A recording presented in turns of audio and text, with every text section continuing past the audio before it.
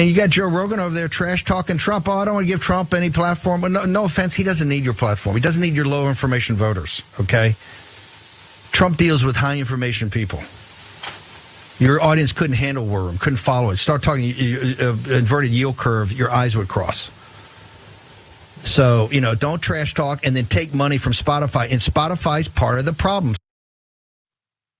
Man, Bannon's upset, but it's a Joe Rogan. What is possibly wrong here? He's talking about these low information viewers that Joe Rogan's got, but Donald Trump, his buddy, he only talks to high information voters. Let's listen to Donald Trump talking to those high information voters. Hydroxychloroquine. The nice part is it's been around for a long time. So we know that if things don't go as planned, it's not going to kill anybody. Then I see the disinfectant where it knocks it out in a minute, 1 minute. And is there a way we can do something like that by injection inside or almost a cleaning? Can you say, sir, what metrics you will use to make that decision? The metrics right here. That's my metrics. That's all I can do. It's all he can do. His metrics are right here. There's not pointing much, to his brain. Not much there at all. So back to Steve Bannon, because he was not done. If you want a little bit more of what he brought up, Spotify, Joe Rogan. Why? It's because he's talking about the Highland Park shooter and how he had music, his rap music and videos all over Spotify. So he connected them all together. And I'll tell you why he's so mad and why he's reaching like this. Let's watch more from Steve. The Spotify, his stuff is up on Spotify. Isn't that the site? He's a rapper. He's making money. Joe Rogan's trash talking Trump. Where's Joe Rogan taking the $100 million blood money from Spotify? Where is he about Spotify putting this guy's rap videos up and making money off it? And Steve, there's a lesson here. Why didn't they notify the police? What is Spotify's executive saying? Spotify is an accessory before the fact. Now it's Spotify. I know everyone was upset at Spotify before when Joe Rogan was spreading misinformation and people wanted him taken off from there. But what is it that's got him so damn mad? Spotify, of course, the Highland Park shooter, that terrorist. And then Joe Rogan. It's all put together because Joe Rogan said this. This is the problem.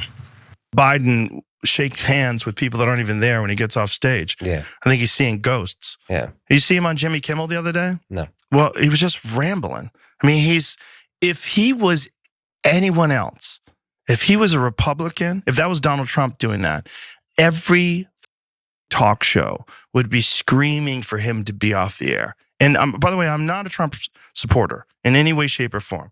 I've had the opportunity to have him on my show more than once. I've said no every time. I don't want to help him. I'm not interested in helping him. So Joe Rogan doesn't like Biden, we know that. Doesn't like Trump, and in fact, has turned him down on his garbage show so many times, at least according to Steve Bannon, because that low information show doesn't want high information people like Donald Trump on. Last thing, Dan, before you jump in, because this is where my speculation comes in. From the Daily Beast, Justin Baragona writes this. Bannon shot at Rogan, who recently backed Florida Governor Ron DeSantis for president. There it is. Comes amid a growing rift in right-wing media over the upcoming 2024 election. With Trump reportedly on the verge of officially announcing another bid for the White House, many conservatives are breaking with the ex-president over the damaging January 6 hearings and getting behind the ultra-conservative DeSantis as the Republican Party's presidential nominee. That's the reason. There is a problem with anyone that's going to challenge Donald Trump. That's his second biggest fear after the things that are going down with January 6th, specifically now that people are getting subpoenaed down in Georgia over the things that he said and did. But those officials down there, he's sweating and he's like, man, the Republican Party's starting to break from me. Joe Rogan being one of those people that's helped garner some attention for these Republicans. They're like, oh man, Joe Rogan and his audience, they're pushing now for Ron DeSantis, who's another piece of garbage. But either way it goes, if it's not Donald Trump, we now have to attack. There it is. What are your thoughts, bro? Am I wrong? How wrong am I? Mute. We can't hear you, brother. Sorry. You're precisely 2% wrong. No. Everything you said there, I think, was really spot on. I think that the fact that Steve Bannon is still loyal to Trump, I think, is something that says more about Steve Bannon than it does about Donald Trump. The fact that Donald Trump is only targeting high IQ people, I'm not even gonna incorporate that or even like discuss that. That's ridiculous. I think there's one point he said where Joe Rogan viewers or listeners would glaze their eyes over at the War Room. But I think what this says is really interesting. And that Joe Rogan interview itself, that conversation that he had was really interesting because Joe Rogan always uses as a cop out, hey, I'm just a comedian hosting a podcast with my friends. I don't really think that my stuff has all this relevance. But then he acknowledges that, hey, I'm not gonna have Donald Trump on my show because I'm not gonna help him. Well, how would that help him, Joe? Joe knows that he reaches an audience that is outside of the usual political framework. It's outside the mainstream, and he has a lot of trust with his audience. I believe a lot of that trust is not well founded because he is openly said, hey, don't trust me for medical advice. I'm not a doctor. By the way, I'm gonna have a bunch of doctors on for 3-hour episodes where people should not trust me, but also trust me, and having these experts on to tell me that what I'm saying is actually real.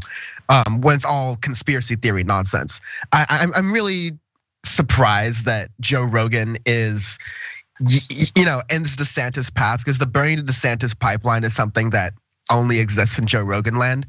But I think you're absolutely right with your theory, Jayar.